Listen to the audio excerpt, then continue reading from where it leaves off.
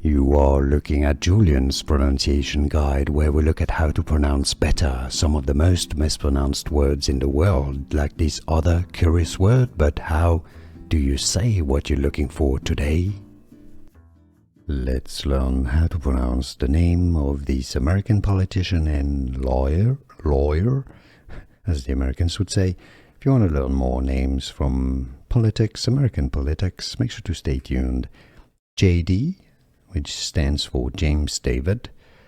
Vance, that's how it's pronounced in the US. The British would say it as Vance, but in the US, JD Vance. Here are more videos on how to pronounce more confusing words and names too many mispronounced. Like this video if you found it useful. I appreciate your support. I'll see you soon and thanks for watching.